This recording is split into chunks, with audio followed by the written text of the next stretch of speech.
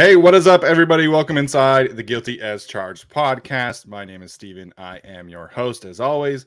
And joining me today are my guys, Tyler and Alex. Alex, we'll start with you, man. How are you doing? And explain a little bit your unique username for the day. My unique username is I am a freak who loves pain, and I've been checking my phone all day for James Harden. But no, I've been doing good today. I hope there are fewer birds on this production compared to the last episode. We've heard your complaints. We've made some technical changes, so hopefully it works. Yeah, for the record, it does sound much better right now. So happy to have you back, and happy to hopefully get the Sixers drama ended, because I think the East really does need that trade to happen. So, anyways, this is a football podcast, and Tyler is here as well. You also have a unique username for the day, Tyler. How you doing? Yes, my username is Arth. There any better options out there? And we'll talk about that in a bit. As far as the NBA stuff goes, yes, I know it's a football podcast, but Braden Fajoko tweeted out that he's got some source that says something big's on the way today. Fajoko also lies all the time on Twitter, so I don't know if it's legit or not, but we'll see. I think Fajoko's big news was the Jazz trade that was going to send Joe Ingles to the Trailblazers, and he's injured, so he's not even really going to the Trailblazers. Nice. But yeah, so Lakers are quite a mess, and I know he's been all over that, but it's just his crazy situation. So, like Tyler mentioned, we are going to talk about the Chargers' decision to add Tom Arth to the podcast. I wish Tom Arth were coming on the podcast. He can come on if he wants. Tom Arth has officially been hired as a passing game specialist, which we'll get into. We're going to examine some trade candidates. If you missed the video, I did do a 20-minute or so video talking about that, but I wanted to get Tyler and Alex's thoughts there, as well as adding some potential other names there. And then ESPN did a fun exercise, redrafting the 2021 NFL draft, and I want to have a conversation here because frankly, it's the off season, and that's the time to do it. So, as I mentioned, first and foremost, we are going to talk about the Chargers' decision to hire Mr. Tom Arth. Just really quickly running through what the background is here. Tom Arth and Brandon Staley, of course, worked together at John Carroll, where Arth was actually the head coach and Brandon Staley was the defensive coordinator. Most recently, Mr. Arth was the head coach at Akron, and unfortunately did not go super well. They did not win very many games at the University of Akron, but that kind of seems to be the history there. And then he's also been the head coach at Chattanooga for 2 seasons between 2017 and 2018. So that's kind of his general background as a coach. He does have a playing career of note. Most notably, I should say, was the backup to Peyton Manning back in the early Indianapolis Peyton Manning days. So that's kind of the rundown for Tom Arth. He, if you've been listening to this show for a while, you would have kind of expected this, I would hope, because Tom Arth was in the running for quarterbacks coach last year, which we did talk about before they decided to hire Shane Day and before Arth decided to stay at Akron. So him and Brandon Staley are good friends. The Staley wanted to hire him last year. Unfortunately, did not get to make that happen. And this time around, he does make that happen as a passing game specialist. So, Tyler, we'll start with you. Your initial thoughts as the Chargers add another tree or another stem to the coaching tree of Brandon Staley. All the stems. My first reaction was concern because of the 3-27 record where they were getting blown out of games, and it's not like their offense was all that prolific.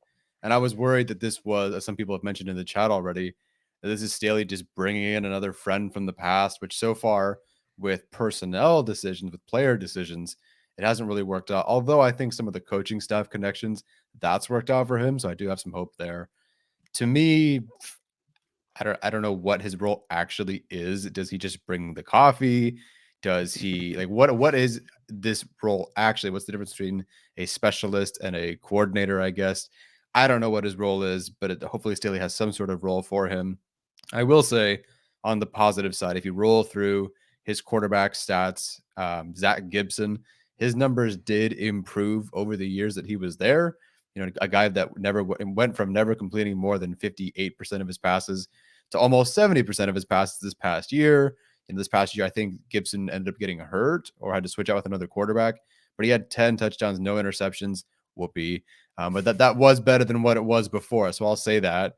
And I did because I'm a dork. I watched a couple of games and they do run what the Chargers, they kind of do run and could run. So, I mean, shocker, college, they run RPOs, but, RPOs, bootlegs, quarterback keepers, that sort of thing. They did run a lot more spread and some empty than I would have expected from a small program going against some of these bigger programs. I kind of I just watched Oregon, for example, this past season, and they ran it 50 times, it felt like. And this actually felt like a pro sort of style offense that the Chargers could run. So there's something there. To me, it all ends up being, this is really just a preemptive move because Herbert is going to get Joe Lombardi a job one day, probably next season. To me, I think this is just future quarterbacks coach Tom Arth, in my opinion, when Shane Day inevitably leaves somewhere to be, an offensive coordinator, or is even promoted from within to be the offensive coordinator. But wherever he goes, he'll probably end up being an offensive coordinator at some point, just because Justin Herbert's going to get dudes hired. And Tom Arth is kind of that preemptive move to go from, okay, I'm going to have a guy in the wings ready to go to eventually be his quarterback's coach. That's what I think they're going to do. So again, the record and how bad he was as a head coach, it's really, really awful. Yes, I'm concerned that this guy basically just failed upwards because he has a friend, that's a head coach in the NFL. But I do see also their rationale for trying to bring him in and work him into an eventual quarterback's coach role. Yeah, I pretty much felt the same way. This feels like, Joe Lombardi even kind of got some head coaching buzz this time. I know Houston at some point wanted to talk to him. So if Justin Herbert has another bonkers year and, you kind of go through that process again, then Chargers could be a playoff team next year and Joe Lombardi starts getting a lot more looks. So that could be an option where they want to promote him to offensive coordinator, or they want to promote Shane Day to offensive coordinator and then him to quarterbacks coach, like Tyler said. But yeah, no, aside from that, I didn't have too many other thoughts on it, just because it seems like passing game specialist or passing game coordinator is kind of different depending on what the team is, right? As we saw with the 49ers, Mike McDaniel was the run game coordinator. Then he sort of became OC and kind of made his rise up through there. So, that seemed to be a pretty big role, but it's hard to say and all these different coaching staffs have different titles that they'll put on these coaches. Some people say passing game coordinator, some people say passing game specialists, and who knows who's really running kind of what in terms of these intermediary roles that aren't offensive and defensive play caller. So that's kind of my reaction to that. But it can't hurt to get another guy in the system who, is willing to take over once the time comes. So that's ultimately what I thought of Tom Arth. And of course, there's the Staley connection from, prior times. I do think it'll work out a little bit better than Eric Banks, for example, in terms of talking about people from Staley's past. But can't really hurt to get him in the system. Yeah, I think this is, any coaching hire is definitely worth talking about, but I think he essentially is going to be an assistant quarterbacks coach to Shane Day. And I think that's a role that it is, completely fine. I don't know fully what kind of role he was going to have if he had been hired last year. Because Shane Day is a quarterbacks coach and the passing game coordinator, so he does both. So maybe this is kind of hinting at giving Shane Day a little bit more control, a bigger role, if you will, and kind of preparing him for the inevitable that Tyler is talking about, that Joe Lombardi does eventually leave. So, I think this is a preemptive move. I think it's fine. I'm a little concerned about Staley's kind of pattern emerging, that's he's just hiring his friends. Granted, he just hired Ryan Ficken, who he has no connection to. But I think at some point, as these assistant coaches, kind of branch out into other roles, that's when we'll kind of figure out, really what patterns emerge from, Brandon Staley's hiring process, because, he did come from Sean McVay, that was his most recent job. And, Sean McVay hiring Brandon Staley was very out of the box. It was very unorthodox. So that's definitely something that can happen down the road, whether they decide to hire an offensive coordinator outside of the box, or just kind of promote Shane Day, or if Shane Day goes with Joe Lombardi to a future head coaching job. I think Arth, playing the position in the NFL, even as a backup, is a valuable resource to Justin Herbert in the sense that he's essentially going to be a position coach. So definitely a little worried about the slight pattern that's emerging of hiring friends who I have connections to, who I know, who I trust. And Tyler mentioned the poor record at Akron, although he was pretty successful at John Carroll. But I think, like I said, I think he's a glorified position coach, and he did play the position in the NFL, and I think NFL Europe or the UFL or something like that. So, Shane Day did not have that experience, right? And he's been a variety of different roles in the NFL. He's only been a quarterbacks coach for like 3 or 4 years. So I think this is more about getting another set of eyes for Justin Herbert to work with. I can't imagine they have Chase Daniel back next year. So, that's kind of where they're at, I think. Yeah, and building right off of that, I think there's a legitimate chance that the Chargers do explore a backup quarterback option in the draft. Maybe at some point this year. They brought in that kid, I can't remember his name, last year from Texas Tech. No, who was it? Oh, Mississippi State. Costello. Mississippi State. KJ KJ Costello. I think they could do that this year. They have, 42 7th-round picks, and I think one of those could go to a backup quarterback, because right now, whether Chase Daniel is back or not, I don't know. Easton Stick, they currently don't view him as any kind of quarterback too, and there was no real competition last year. So they could bring in a quarterback at some point. And I think having him being like a quarterback's coach light, maybe for that quarterback, while Shane Day can focus on Justin Herbert and getting the offense going forward, I think that'd be a pretty decent way to go. I'm also just a little concerned because Duke Manyweather came out and was like, yeah, Akron sucked while he was there, and things were trending in the right direction. And then he got hired and they got worse. So it's like, great, thanks Duke for all that. But when did Duke say that? Right before the show. He's not explicitly, but he said, that's an interesting hire, because they were terrible. And then there was another post that he posted that was like, yeah, well, they were on the way up with this coach, but not currently all that great. So he said, interesting hire. Akron was awful while Arth was there. And then somebody asked him about it, and somebody said, don't have a dog in the fight, but Akron is a tough job. And he said they were trending in the right direction with Bowden. So I don't know who Bowden was, but I'm, previous head coach, I imagine. But yeah. So basically he's saying they were bad and they were better before him, and they got worse with Arth. So that's your passing game specialist, everyone. Yeah, I mean, I'm not too worried about it either way, though, I guess. I don't think he's going to mess up Justin Herbert like he did Akron. If that's the case, I feel like it's kind of a purely ceremonial role. Like, I'm sure he'll help out in some facets of the offense here and there, but not the play caller. And yeah, I mean, how many successful coaches has Akron produced? I feel like, that's kind of a dead end job at some point anyway. So we'll see what he does, but I'm not necessarily concerned because of the bad record at Akron. Now, if he was offensive coordinator, I'd be pretty concerned, but in this setup, I don't think it's too bad. Yeah, and now thanks to Tyler, I'm gonna have to go and watch some college quarterbacks. So I was not planning on doing that. Look, if you want the positive, like the first game I turned on was the Ohio State game this year, and they rolled down the field and scored instantly. I'm like, dang, there's something here. It was the only points they scored for like the entire rest of the game. So was the final score like 49-7? It was like 50-something to 10. Yeah. Yeah, I will not be watching Akron film. At least for maybe in the summer, when I have some more time, I'll dive into some Tom Arth. I'm sure there's a coaching clinic or something of Tom Arth out there, but like I said, I think that this is it's whatever right now. We'll have to wait and see for this one to have like final verdict, but as long as he's a good position coach, it is what it is.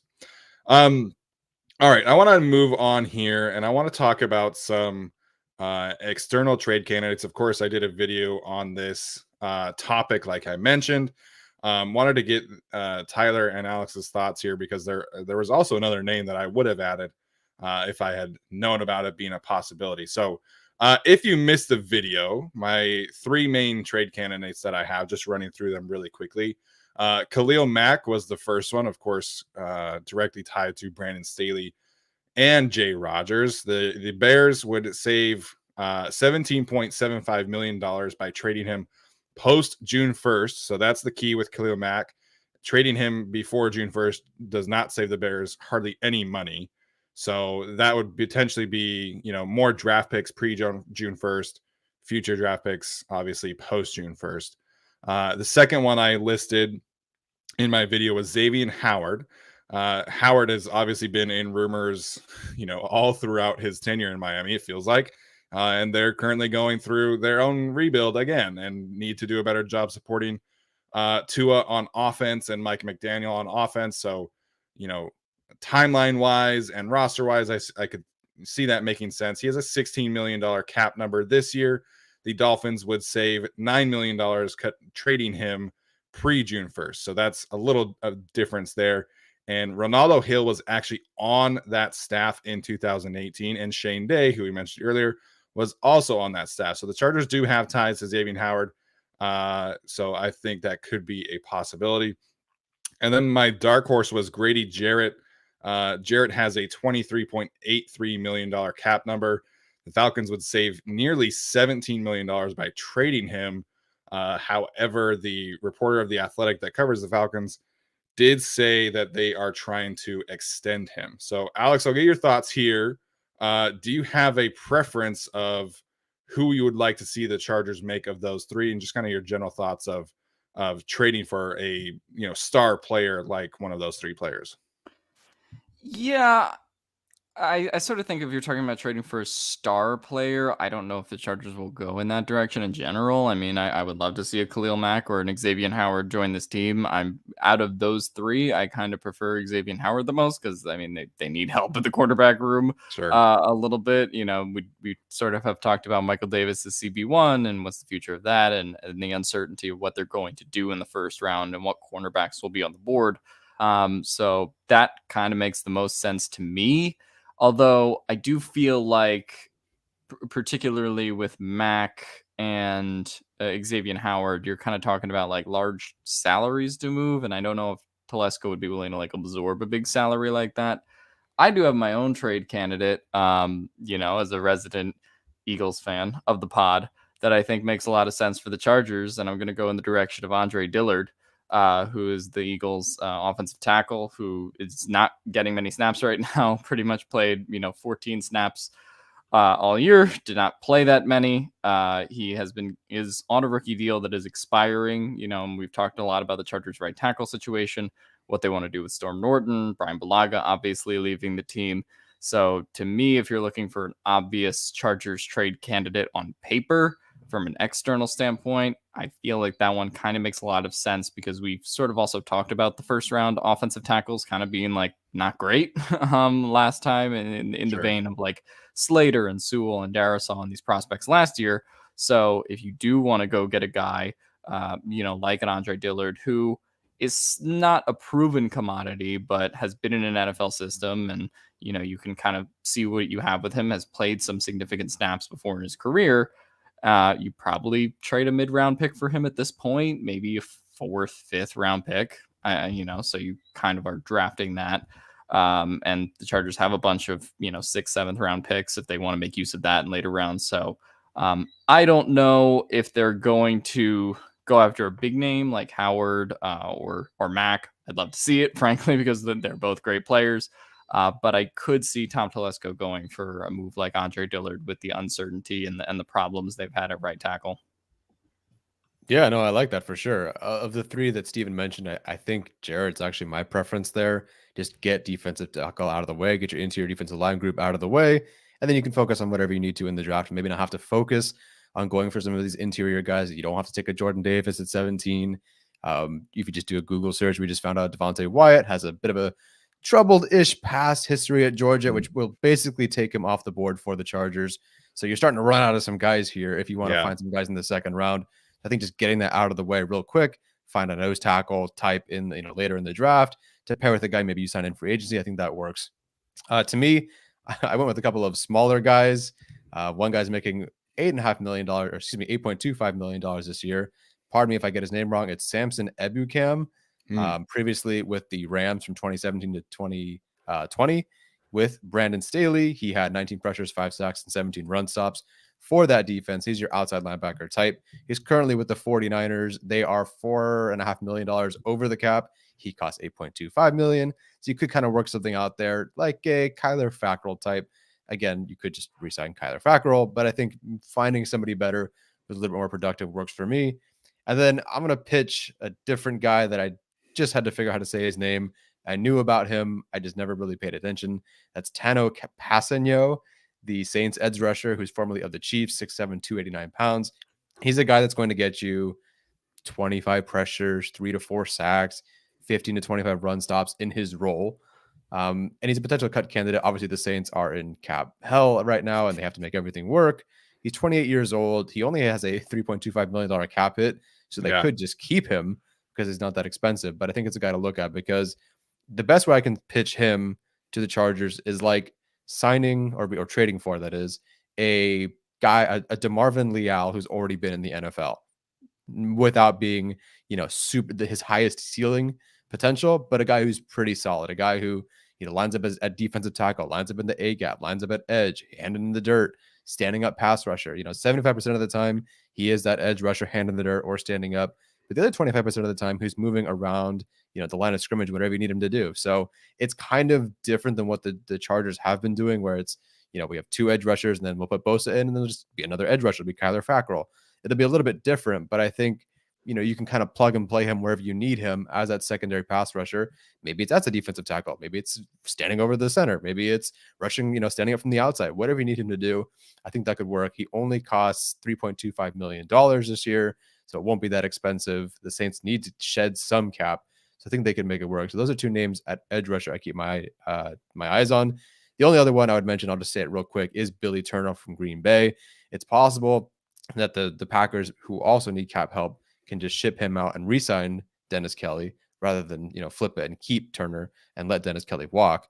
The Packers, according to Mike Kawano, who I already talked to earlier this year, they are signing and drafting an offensive lineman every single year. That is their GM's goal. They do it every single year. Sounds nice. Yeah, and they're great at it. Exactly. And they're amazing at it. So you see some people like, oh, let's have Daniel Falele go to the Packers at the end of the first round. Like, oh my God, like he would be amazing. It would develop him so well there. So Billy Turner, who can play right tackle, right guard, left tackle, whatever you need him to do. That's an option to keep an eye on just because there's some connection there. So those are my 3 guys. Yeah, Tano Kapasagnan, or however you say it, that's an interesting one. Obviously the Chargers do have. He didn't play at the Saints last year, right? This was his first year with the Saints. Yeah, formerly with the Chiefs. Okay, I was going to say there's connection to Michael Wilhoit, but there isn't. But yeah, I mean, that kind of role that you're describing is what the Chargers potentially signed Kyler Fackrell for. Yeah. And it didn't go so well. Shout out to Chase Bendel, friend of the podcast, connected somehow to Kyler Fackrell, but doesn't seem likely that Kyler Fackrell is going to be back is what I'm trying to say here. And no real surprise there, but like I've been saying, I think they do need, assuming that they bring back Uchenna and Nwosu, because that's just kind of where things are trending, in my opinion. They do need like a true number 3 edge rusher. And, they thought they were getting that with Kyler Fackrell. Maybe they think they have that in Chris Rumpf. So that is potentially, an area in which I think they can trade for or draft in the first round, second round, whatever. The idea of like trading for a big star, I think, is interesting. We've seen other teams do this in their quote unquote all in season is you go out and you acquire like a true top tier player of some kind. And, I don't think, looking at these 2 Super Bowl teams, right? I don't think that there is like a Trey Hendrickson kind of player in this draft where you're getting a clear upgrade at one of your positions of need, premium positions, for the foreseeable future. I think Chandler Jones could be like a 1-year upgrade, but he's approaching, 34, 35 years old. I don't know how much of a long-term upgrade that would be. So, going out and getting a Khalil Mack obviously means you're probably letting Uchenna and Nwosu walk, but there is coaching connections there, which I think is obviously something to talk about.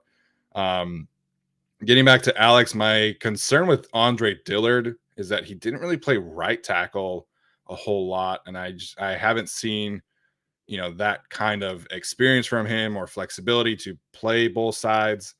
But I have confidence in Frank Smith and Sean Surratt that they will be able to kind of coach him into that. And I certainly would prefer him over drafting one of these tackles, smaller school tackles in the first round. Yeah, I mean, I totally understand the hesitancy, right? You also like kind of haven't seen it, so it doesn't it's not like a proven product, but I think it's something that's worth taking like a 5th round pick shot on if you're kind of just shooting in the dark on day 3 by that point. Anyway, I'll throw in another name. In the event that they do let Mike Williams walk or something happens there, Calvin Ridley is available. I don't think that's a crazy one. Obviously, it kind of depends on where he is with the, mental health issues and why he left the Falcons during the season. But it doesn't seem to really, be necessarily, like a bad criminal background, like Tom Telesco would hesitate towards.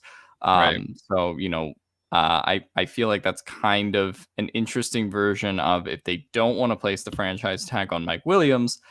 Calvin Ridley's 5th-year option is about $11 million. So they can kind of see what he is this season and then kind of go from there if they do want to extend him or if he does ball out with Justin Herbert, like I would expect him to if he was frankly here. I think that would be a great pairing. But it's just an idea I had due to the current uncertainty with Mike Williams. No, I think that's the Ridley thing. I'm Arthur Bank did reportedly say today that they want to keep him around, but I'd be pretty surprised at this point if Ridley is on the same team. And of course, as Romy is pointing out, it is a mental health concern. That's why he kind of stepped away from the team. Maybe he's not super into it. Maybe he just needs a change of scenery. You don't really know. The last thing that I wanted to bring up today, I wish I would have known about this before I did my video, but there's a lot of traction gaining around the league, apparently, about the Giants potentially trading James Bradbury, the former corner that they signed to a big-time contract. He is only under contract for one more season, and so there's not a ton of leverage for the Giants in terms of trade acquisition, in terms of draft compensation, and the Giants would save $12 million by trading him before the draft. So that's something that I would be very interested in. He has slot outside flexibility, so you can kind of keep some options open there with him and Asante Samuel Jr. It is a short-term rental for sure, so that could kind of be a concern in terms of trading, a 3rd round pick, for example, to go out and get him. But like we're just saying about Xavier Howard, this could be Xavier Howard light and not cost, maybe a 1st round pick, probably a 2nd round pick for Xavier Howard. And he would only cost you $12 million as opposed to Xavier's $16 million. So James Bradbury is somebody that I'd be really interested in. So yeah, just a thing there. I think that his base salary is 13 million, but I actually did look up his cap hit and it's like 21 for some reason. For James Bradbury. Yeah. The Giants would save 13 by trading him. Oh, yeah. Okay, I see what you're saying. Yeah. I mean, if they wanted to go get him, like that's a great kind of expiring deal. I think they are going to primarily be looking into that market for guys that are, expiring if they do pursue a trade. Not that Tom Telesco's done too many of those, but that feels like that would be the perfect fit for the Chargers and kind of an all-in year. I'd be down for it. I mean, he's played great in New York. It feels weird that contract's already up because I for some reason I thought that was the last year signing, but no, that was 2 years ago. Yeah, and they voided his 2023 contract, like so they did that before this season to save some money, I guess. Not to be super judgy, but I mean, was he actually good? Like, was he good for the Giants? I'm only looking at stats, which is completely unfair. But like 729 yards given up, 8 touchdowns. He's going to cost about $22 million. Well, he wouldn't cost the Chargers 22. He cost the Giants 22 to stick on the Giants. Yeah. Right? Because you trade for him and you take on what's left after the dead money. right? Yeah, that works. Telesco doesn't trade enough, so I need to dust off the book of rules because I don't know how this works. Fair enough. Fair enough. Yeah. I mean, is it ever a good sign when they're doing the Taysom Hill money laundering void year thing? I don't know. That feels tough. Yeah, I don't know, but that's a player that I think is definitely getting traded before the draft. So, you know, we've been kind of talking about the Chargers taking a corner in the draft. I think, you know, ideally, just in a general team building philosophy, you want to plug as many holes as you can ahead of the draft, and then just be kind of able to take best players available. So, trading for James Bradbury is definitely cheaper than trading for Xavier Howard. And you know, trading for Tano Kapasagnan, or however you say it, is definitely cheaper than trading for Khalil Mack, and same with Samson Ebukam. So interesting names there all around. Tyler, real quick here, and then Alex after that. If you had to pick like 2 players that we have named in this exercise that you would be most in favor of, who would you choose? Grady Jarrett, obviously, and then I guess at that point I'm probably out of money in draft picks. So Samson Ebukam, I guess then, because I mean, listen, I'm not saying like you trade for both. I'm saying like, you know, just like 2 players that you would be most interested in potentially trading for, one or the other. Then Jarrett, and then I would say actually Ridley, because I think trading for Ridley, it depends on what the cost is. I think you can put him in a good scenario over here, a little bit more sunshine. I mean, don't go live in Los Angeles because that'll make it worse. But if you want to hang out in Orange County, you know, I'll show you around.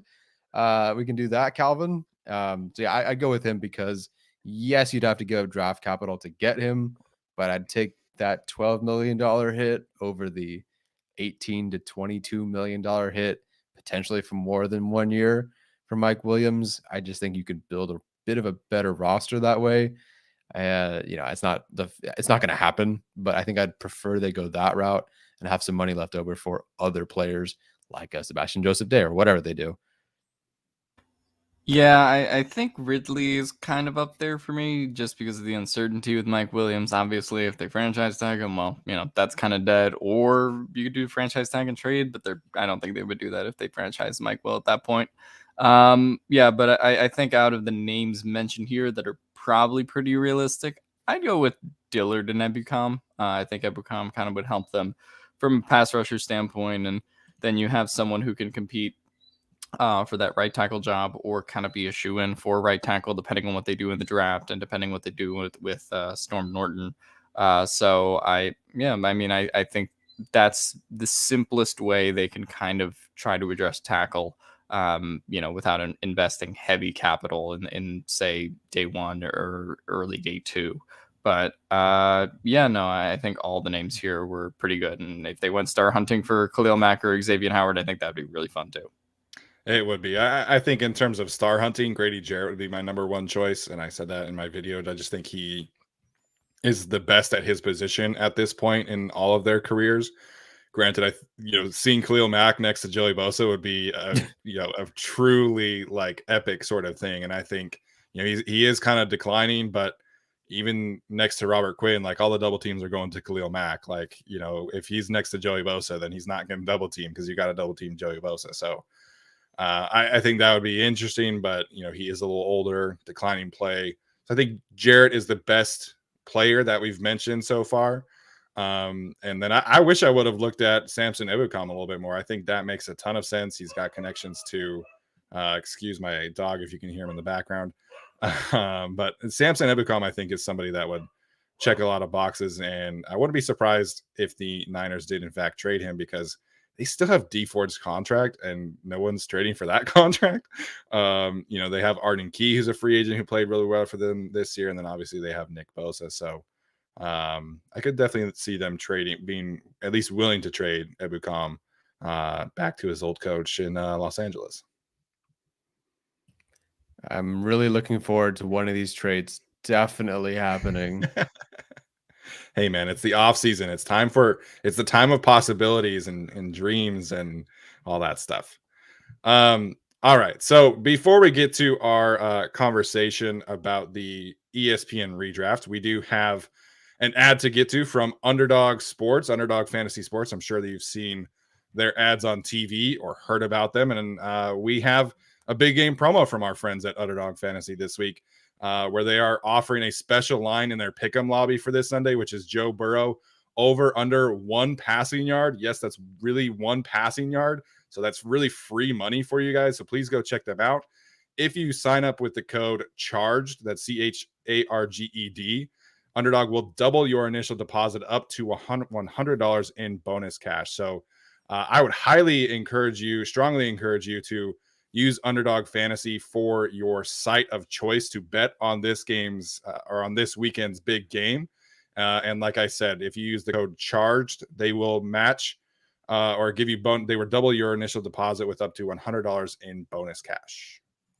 Yeah, I mean, I was just on there today, and there were so many different bets you could choose from, and I went with football, of course, in the Super Bowl. Yeah, you talked about that special bet where you can just over under Joe Burrow 1 passing yard. I took the under. No, I took the over on that one, and then I added 2 more bets there. That's Stafford over 285 passing yards, and then Cooper Kupp over I think like 20.5 fantasy points, and I feel pretty good about that. So I mean, they gave us $100. I bet the $100. The output is $600. All I really have to do is get 2 of those right because the Burrow one's a freebie, and we get $500. And I'll keep it and not give it to you guys. So anybody else that wants to be a degenerate gambler and go out there and make some money, go for it. At least go for it with the freebie, and then one other one you feel really confident about.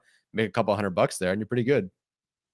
Yeah, I think, on his way to that 1 passing yard, Burrow will show a lot of swagger and poise on his way there, and he's the next Brady. So I think it's a safe. Oh, Brady, Gretzky, he's been compared to Jordan, all of them.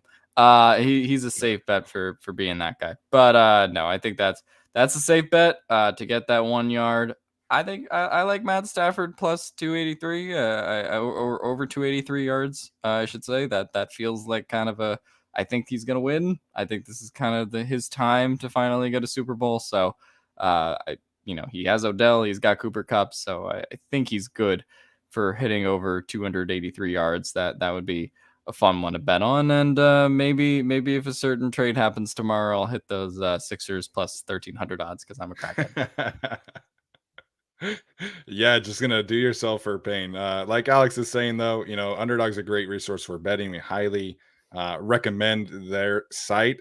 Just really quickly, if you did decide to use our code and go check out Underdog Fantasy Sports and used Alex's bet and bet the over or under on Cooper Kupp 20.5 fantasy points and the Joe Burrow over 1 passing yard, you could put down $100 with a potential payout of $600. So please go check them out. I think it's definitely worthwhile. All right.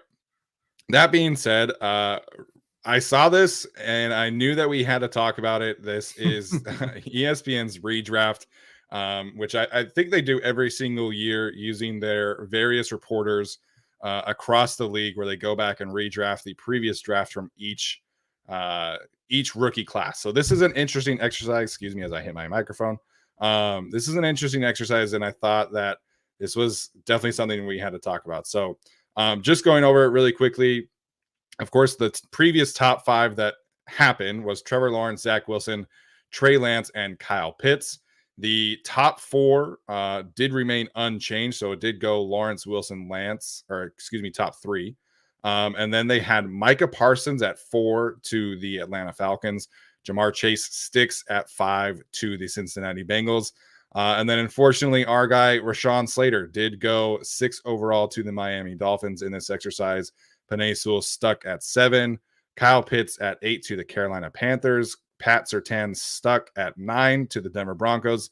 And then J.C. Horn went at 10. So, Alex, initial thoughts from the top 10 redraft that ESPN did. Yeah, for the top 10, I think it kind of makes sense. Although, I wouldn't say Atlanta wouldn't take Kyle Pitts. That's sort of one I disagree with. I mean, I love Micah Parsons, and maybe they do that in retrospect. But Kyle Pitts had a pretty good year too. He was at the Pro Bowl and finally caught his first American touchdown, which I thought was fun. But it goes about as I would expect. And then, of course, there's the question of, what do the Chargers do with Slater not being on the board? but he fell right into their lap as he should have. And it leaves them an interesting decision at 13 at that point, and we'll get into what Shelly Smith did there. Do you really think that Zach Wilson will go to again? I don't know. Well, who would you? Because they were dead set on taking a quarterback. So yeah, are you putting Justin Fields there, or are you putting? Well, Mac I mean, Jones I would there? have taken Fields or potentially Lance over Wilson. I'm surprised that they were like, "Yep, let's do it again," knowing what they knew. Like, yeah, I don't know, man. He kind of single-handedly tanked my Elijah Moore there. Rashawn Slater going to the Dolphins would be an incredible exercise in pro-ready player, safe floor player meets awful situation. I mean, they have done nothing but draft decent to good prospects at tackle, guard, you name it, and made them awful. Now, Rashawn Slater, probably better than Jackson as a prospect, I would imagine. I did not watch that class, but yeah, man, I don't know how that would have panned out with Rashawn Slater, and potentially even playing a right tackle, maybe for the Dolphins. Yeah, I would assume he played right. I would assume he played right for them because Tua's blind side is right tackle. Yeah. So I mean, we'll see there. JC Horn going at 10 to the Cowboys. I don't know if I buy that, knowing that he's blown out his ACL. There's a couple of picks in here where it's like the guy blew out his ACL. Why are you mocking him? We'll get to one of those later. Yes, we will with the Chargers. Yes. So yeah, it's fine. Like, I get most of it. I probably wouldn't take Wilson second overall, but otherwise, I mostly get all of this. Yeah, I think with the quarterbacks at the top, I'm surprised that Wilson and Lance were not at least subbed out for one, because Lance barely played, and I get maybe that's the process, right? Like, you are redrafting that pick knowing that you have Jimmy G on the roster as opposed to not. And I should clarify that this redraft exercise happened with the caveat of no draft day trades. So anything that happened on draft day was discounted. So, it's redrafting the order of the picks that happen heading into the weekend. Not, for example, the Giants and Bears trade does not happen in this exercise. But yeah, Slater going to the Dolphins, man. He's definitely the best he would definitely be the best prospect that they would have drafted in this, scenario in terms of the offensive lineman that they have. But I would have no faith that they would be able to develop him into a player that challenged for, first team all pro left tackle this year. And frankly, I would assume that they would put him at guard at some point through the season, because that's what they did with Austin Jackson. That's what they did with Liam Eichenberg. That's what they did with Robert Hunt. And they just keep on switching players' positions and, have zero concept of continuity. So that would be rather unfortunate. All right. So let's move on, of course, to where it impacts the Chargers. So Jalen Waddle went number 11 to the Giants. Again, that trade did not happen in this scenario. And then the Eagles still pick Devontae Smith. So Alex is happy there. And then the Chargers here at number 13, without Rashawn Slater, without Penei Sewell on the board. Christian Darrisaw is on the board in this situation. Shelly Smith had them choosing Greg Newsome, the cornerback from the Cleveland Browns, formerly Northwestern. So instead of Slater, they get Newsome's, or they get Slater's teammate from Northwestern in Greg Newsome. Tyler, thoughts on this process by Shelly Smith?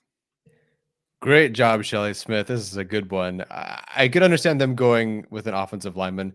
I'm curious, up until this point, are we also assuming then, if this is draft night, are we assuming that they assume that Brian Bulaga is healthy and is going to be their right tackle? Yeah. Then they do have no, they don't have a left tackle. Well, whatever. We'll get to that in the second round. But like Greg Newsome being there, so Darrisaw was not taken at this point. No. Knowing what you knew about him and the eventual injuries that he had, that took him a lot longer to get onto the field. I get that. I think someone like Owusu Koromo or Vera Tucker would be kind of interesting here. But I mean, Newsome was my CB3 in this draft after Horn and Surtain.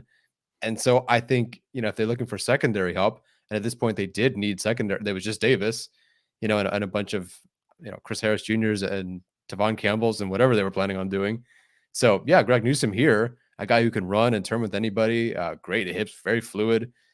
I like him here at 13. I think you have to eventually address offensive left tackle They don't do that, very unfortunately. But I like Newsome here because I think that is one of the best players on the board at a position of need at the time.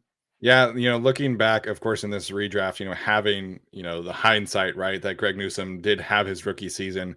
I'm more than okay with this pick. Newsome did end up 6th among rookies in reception percentage allowed, minimum 20% targets. He was 2nd in pass breakups with 9, I believe. He didn't get into any interceptions, but he had a good amount of ball production. He was 8th in passer rating when targeted. Similar run production to, Asante Samuel Jr. So, I think heading into draft night, we knew that they needed a corner. We knew that they needed an offensive tackle. In this scenario where there's no Sewell, there's no Slater, I'm okay with them taking the best corner on the board. I could have seen them taking Eric Stokes in this scenario as well. I feel like Stokes and Newsome were pretty similar as prospects, pretty similar as rookies. Stokes did not have as good of a season, in my opinion, but he stayed healthy, didn't have the injury questions. So I would be okay in this scenario if they would taken, the best cornerback on the board. If they wanted to stick with offensive linemen, Christian Darrisaw, with all the injury questions is there. Elijah Vera Tucker with the position fit. Maybe they can kind of coach him to be a left tackle like they did with Slater, although Slater was like a bona fide left tackle prospect. But really, to me, this pick would come down to the best corner, maybe Elijah Vera Tucker, and then maybe one of the pass rushers. They eventually did take an edge rusher. Maybe this is an Odafe Owe pick. Maybe this is a Greg Rousseau pick. But I'm more than okay in this scenario, in this imaginary scenario, ending up with Greg Newsome on the Chargers. Yeah, I would be fine with Greg Newsome too. I think this is an exercise that'd be fun to do with like trade backs and stuff. Because if you could like trade back and get more capital and then go get Darrisaw, that would be kind of fun. And then that leaves you open for, whatever position you kind of want to get in round 2, which we'll talk about in a second with what Shelly Smith did. But no, I would be fine with Greg Newsome. He was very high up on that list of guys too.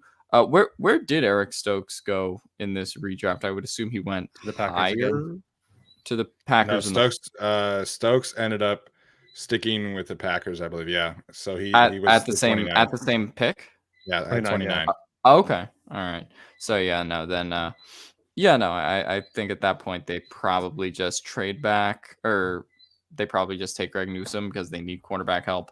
But that's a scenario where all of our like top like dream guys were off the board. Then maybe you consider it, but no, I would have been fine with Greg Newsome. Their cornerback situation would have been better this year. Left tackle situation probably a lot worse. For sure. Losing an all-pro tackle would definitely make your offensive line worse. So moving on, in this scenario, the Vikings stuck at 14, and their writer actually had them taking Justin Fields, which I think is super interesting. Patriots writer had them sticking with Mac Jones. The Cardinals took Najee Harris, the running back. The Raiders writer actually made a really intelligent swap and swapped out Elijah Vera Tucker for Alex Leatherwood, which would have been a huge success for them. Of course, in the real draft that happened, Elijah Vera Tucker was not on the board. The Dolphins in this scenario took Javon Holland, the safety, who they ended up taking originally in the 2nd round. Washington swapped out Jamin Davis for Jeremiah Owusu-Koramoah. The Bears, instead of getting Justin Fields, take Creed Humphrey. The Colts ended up taking Kwity Paye and stuck with Kwity Paye in this scenario. And then one of mine and Tyler's favorite draft players, Elijah Moore, went to the Tennessee Titans instead of Caleb Farley. Jalen Phillips to the New York Jets. Javonte Williams to the Pittsburgh Steelers. So they took a running back regardless. Christian Barmore rounded out the top 25 to Jacksonville instead of Travis Etienne. Guys, any other standouts from the top 25 here? Not necessarily. I do want to say that Alex Leatherwood was not even taken in either of the 2 rounds of this redraft. Yeah, he wasn't. So he was not on the board. Or he was off the board, I should say. Yeah. Not good. The Steelers taking a running back again is pretty funny. I mean, Javonte could have done better. I think he had a better rookie season. I think he also got to play in a better situation than with Ben Roethlisberger. So you put Javonte Williams in there. I think Najee Harris goes to the Broncos, let's say. I think, well, not really, but if Najee Harris were on the Broncos, he'd probably have a better season than Javonte. So them going running back again after knowing everything that they need. Right. I mean, I guess there wasn't a quarterback either, but I don't know about that. Yeah, it'd be very Steelers to just kind of buck the trend of what everyone says and just take the running back. No, I mean, not too much stuck out to me there. I was kind of stunned to hear that Alex Leatherwood said that he didn't go in the top 64 picks. Which sounds like it was a reach. But no kidding. No kidding. That's kind of an unfortunate one for the Raiders, but no, I don't have too many other takeaways. Kind of played out how I would have expected the top 25 to play out. Yeah, obviously Creed Humphrey going to the Bears at 20, that would have been a really smart pick for them. Their offensive line is terrible, and he deserved to be a first-round player, in my opinion. So moving on, the Cleveland Browns in this scenario end up with Odafe Owe. The Ravens stick with Rashad Bateman, who they originally took. The Saints took Amon-Ra St. Brown, who had the biggest rise in this exercise. Eric Stokes, like I said earlier, stuck with the Packers. Greg Rousseau stuck with the Buffalo Bills. The Baltimore Ravens at 31 took Trayvon Merrick as opposed to Odafe Owe. And then Joe Tryon Shoyinka stuck with the Tampa Bay Buccaneers. Starting the second round, Pat Freiermuth went to Jacksonville. Trey Smith to the New York Jets. So they swap out Elijah Vera Tucker for Trey Smith, which I think, you would take that. Sam Cosmi ended up going to the Falcons. Azeez Ojulari to the Dolphins. Landon Dickerson, originally a Philadelphia Eagle pick, stuck with the Philadelphia Eagles. Christian Darrisaw fell all the way to 38 to the Bengals in this scenario, which I think the Bengals fans would be very happy with that. And then Asante Samuel Jr. ended up with the Carolina Panthers at 39. So he was not on the board for the Chargers at 47. Pete Warner, the linebacker from Ohio State, ended up with the Broncos as opposed to Richie Grant. Sorry if I'm running through this really quickly, but Ali McNeil to the Detroit Lions in the second round as opposed to the third round. So that writer must really like him. Quinn Miners to the New York Giants as opposed to Liam Eichenberg being picked by the Dolphins at 42. Elijah Mitchell, another big riser to the San Francisco 49ers, who he ended up with in the 43rd pick. Nick Bolton, Tyson Campbell, Ramondre Stevenson were the three picks before the Chargers. Bolton to the Cowboys, Tyson Campbell to the Jaguars, so he sticks there, just in a different draft slot. And then Ramondre Stevenson ends up as a Patriot, again, just in a different draft spot. So Chargers on the board at 47 here. Alex, any thoughts as I ran through that list of 20 picks really quickly? Yeah, congrats to Amon-Ra St. Brown for having a great rookie year in Detroit. You get to play with Taysom Hill and all those guys, and Trevor Siemian and all the talent in New Orleans. But no, it generally played out how I thought. I'm a little surprised Darrisaw slipped that much, just because I feel like there would be a team, even with his injury concerns, that prevented him, from playing early on, just kind of taking the upside there. But I sort of do understand why he was there as he was. No, but other than that, I think it would play out like a pretty standard, picks after we did it. And, there were a lot of high risers and high fallers and guys that were found out to be reaches, but no, it played out pretty standard. Yeah, Darrisaw falling that far was a surprise for sure, because even with the injury concerns, like he still ended up playing, I think, 11 games and had a good rookie season. He was solid. So, I'm surprised in this, redraft with hindsight that he was the 38th pick and not even first round pick at all. Yeah, no, definitely a surprise. I hate looking at this and seeing both Creed Humphrey go earlier than he did and then Trey Smith go earlier than he did. The draft order and the mistakes that these teams made, and also the gamble that Kansas City made with Trey Smith, but everyone basically let Kansas City get back into the AFC Championship by not taking Creed Humphrey. Like the Steelers should have taken Creed Humphrey over a running back, and maybe the Packers should have as well over Myers. I think they seem pretty set with that. And then Trey Smith, the Chiefs being able to get those two guys who are on this list, two top 34 picks that they got at 64 or whatever, 63 and 190, whatever. Yeah. It just let the Chiefs right back into it. And I hate that it happened like that because the Chargers could have used one of these players. Sure. Maybe not Humphrey at center, obviously, but whatever. It's a redraft. So that sticks out to me the most. Yeah, absolutely. And then so Asante gets up 8 spots, which I was a little surprised that he didn't get up a little higher as well, but still riding around in his draft slot. So Chargers at 47 definitely need an offensive tackle. Could use an edge rusher in this scenario, a receiver, literally anything else.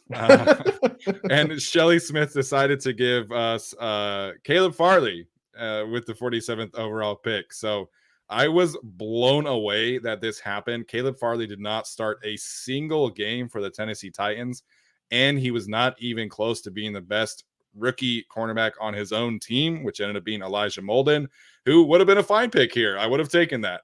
But Shelly Smith has the Chargers taking Caleb Farley, who logged 37 coverage snaps in this redraft scenario. Alex, thoughts on that selection?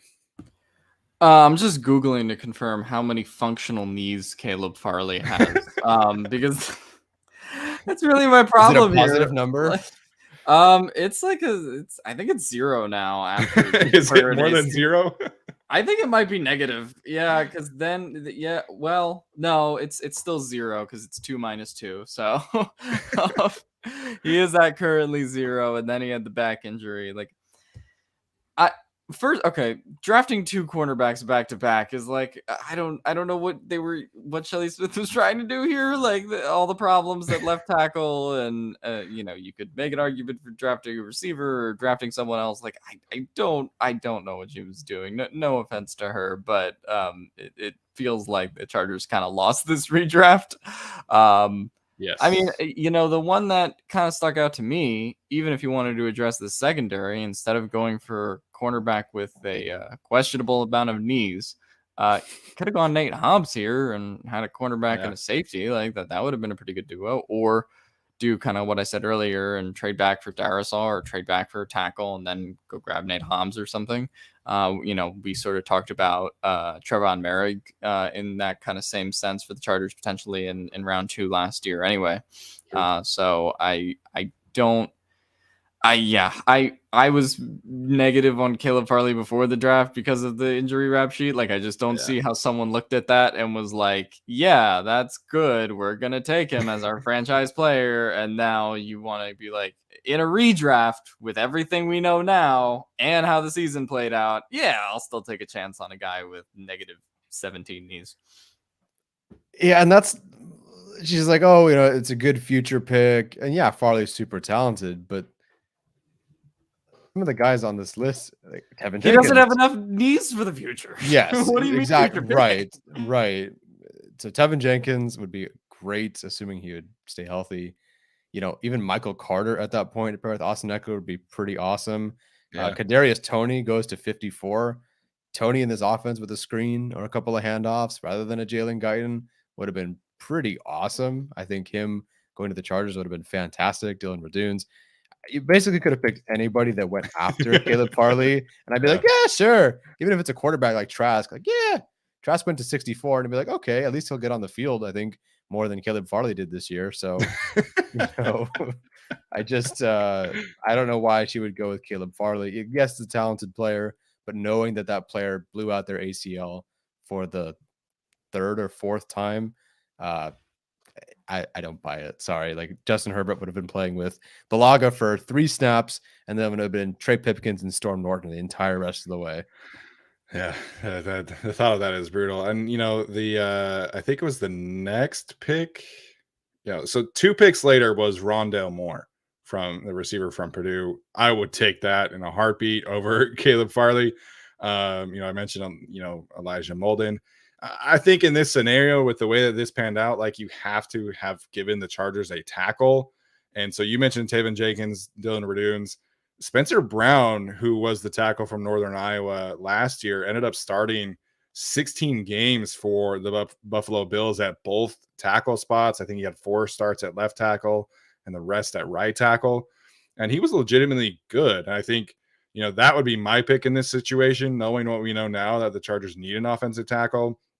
I think you could even make an argument for Dan Moore, who was the Steelers' original 3rd-round pick, who started every game for them this year and was okay and at least flashed some signs that he could become that kind of player. So, I mean, of course, I'm the offensive line guy, and I know that that's going to sound like this, but I think everybody knew that you needed to get a corner and you needed to get a left tackle or at least a right tackle theoretically for, Justin Herbert to build with. And instead we got one really good corner and a corner who probably at this point is not going to see the field very much. All right, let's do a little bit. Ignore what Shelley Smith did in the 1st round. And this is just with this 47th pick. Let's play a little jigsaw. Which one would be less bad? Would you rather have Alex Leatherwood at 47 or Caleb Farley at 47? I would rather have Alex Leatherwood because I think okay. Hold on. I think the Raiders did him a disservice by having him switch different sides and then go right to guard after 4 games. I would think that the Chargers would actually leave him at left tackle and let that work. And I think it would play out better. He would also see the field. If I give Caleb Farley one more functional knee, you're gonna need to barter for 1.5, Alex. 1.5. 1.25. 1.3. 1.27. No, I mean, I would definitely have more faith in Alex Leatherwood being a Charger than what happened in Las Vegas. Because I mean, you switch a player after 4 games, like what do you expect is going to happen? Like, of course he's going to struggle. So, and he hadn't played guard in like 4 years. So I would have more faith in the Chargers developing Alex Leatherwood than the Raiders for sure. And at this point at 47, as opposed to 17, like, what I thought of Alex Leatherwood pre-draft was, or what happened, right? Was that he would be a fit for the Chargers at 47 if he was there. And if the Chargers, decided to go with a defensive playmaker or receiver at 13. So, if I could go back, and if I could go back 6 months and swap out Alex Leatherwood and Rashawn Slater for Greg Newsome and Asante Samuel Jr., like I think pre-draft notions, I probably would take that. But, obviously knowing what we know now, I would much rather have Spencer Brown, like I said, or even Dan Moore at left tackle. So, we mentioned the receivers too. I think at that point, the Chargers took a 3rd-round receiver, swap out Rondale Moore. Side note, Josh Palmer was the last rookie of this class to hit the minimum 20% target threshold. After him, there was like nobody else. So just wanted to mention that because I thought he had a good season. So after the Chargers, the Raiders took Nate Hobbs, who they eventually took instead of that pick being Aaron Banks to the Niners. Rondale Moore stuck with the Cardinals. Michael Carter went to the Dolphins. Elijah Molden went to Washington. Tevin Jenkins to the Bears at a different pick, so that still happened. Kelvin Joseph to the Titans. He's another one I would rather have instead of Caleb Farley. Kadarius Toney to the Colts at pick 54. Dylan Raduns to the Steelers instead of Pat Freiermuth at 55. Paulson Adebo, another corner I would rather have instead of Caleb Farley, at 56 to the Seahawks. Osa Odigizua to the Rams at 57, which I think is interesting. The Chiefs ended up with Spencer Brown in this scenario. Cleveland ended up with Milton Williams at 59. At 60, the Saints took Davis Mills. So Rogue mentioned the Steelers taking him earlier. Davis Mills ends up going. Was he a 3rd rounder or was he a 4th rounder? Mills is like a 4. I'll tell you in about 30 seconds. Third. He was like the very beginning of the 3rd, right? That's what I thought. Yeah. Oh, they did take him 3rd. 67. He was right after Kellen Mond. Yeah. So Davis Mills goes 60 to the Saints. Ambry Thomas, the corner from Michigan, to the Bills at 61, as opposed to Boogie Basham. Josh Myers stuck at 62. Baron Browning at 63 instead of Creed Humphrey. So the Chiefs, instead of getting Bolton, get Baron. And then Steven died. No, which I think is kind of dumb. So The Buccaneers writer just must have thought, you know what, I'm not going to change anything. I don't really care. So them choosing Trask instead of literally anybody else, I think was an interesting one that stood out to me. Well, I mean, I guess the defense for Trask is if you know Brady would retire now, then you have someone. I don't know if were there a lot of better quarterbacks behind Trask? I mean, I don't think any of them Like played. Kellen Mond. Well, I guess Mond doesn't go in this redraft, but I feel like you're kind of splitting hairs there anyway. I mean, I think that kind of still works for them, but I don't know if they really believe in Trask at this point. Who knows who their starting quarterback is going to be? Yeah, I don't think they do, because it sounds like they are trying to get a veteran, which makes sense. Like Bruce Arians is approaching 70 years old. I can't imagine he wants to keep coaching for that long. He already retired once. So they have a win now roster, and I can't imagine that.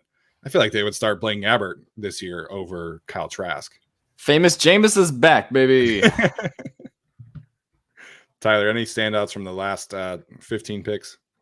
Not in particular. They're just all players that I would take over Caleb Farley. I was literally could not believe what I was reading when I saw Caleb Farley being that pick. It literally takes 2 seconds to look and see how many snaps he played and realize that would be a shitty pick. Well, she literally wrote, "No, they don't get their left tackle of the future in this scenario." It's like, dude, stop writing at that point and change your pick. Why do we want Farley then? Yeah. Don't get their left knee of the future either. I mean, Alex is focused on Caleb Farley's knees today. So yeah, but no, an interesting exercise. I would be curious to do my own in this redraft at some point, and not on the show, just for fun. But looking where Slater ended up and Asante Samuel Jr. ended up was definitely interesting. Any other final thoughts here, guys, before we head out for the evening?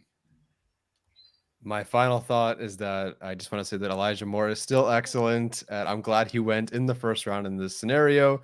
I got to watch him run over Kair Elam while he was at Florida.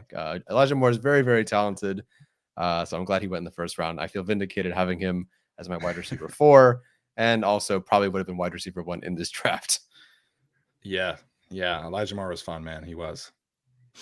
Yeah, no, this redraft exercise was fun. If you go on Patreon, we will have a full 7-round redraft that we will do ourselves. That'll take 50 hours. No, we're not going to do that, but would be fun if we did. But yeah, no, go to Patreon, where if you go there, you can go check out all those film breakdowns that the Senior Bowl film that Tyler has been ferociously drinking coffee to and posting with his lasting breaths. So he's still uploading that Senior Bowl film. So go over to Patreon, check that out, and they'll also be on YouTube later for non-Patreon people. Yeah, absolutely appreciate all the support on Patreon. The Senior Bowl film is really such a valuable resource for draft evaluation. So definitely encourage you to check that out. The link there will be in the description of this video. As always, we really appreciate all the positive feedback, and some of the negative feedback is fine too, I guess, every once in a while. But please leave us a rating or review on your podcast platform of choice. Subscribe to our channel. We will not be doing a episode this weekend. It is Super Bowl weekend, so we want everybody to kind of enjoy that. And like we said earlier, go use Underdog Fantasy Sports for your site of choice to bet this weekend. You can get some free money with our code. So that's going to do it for us today, guys. Thanks so much for tuning in, and we'll see you guys next time.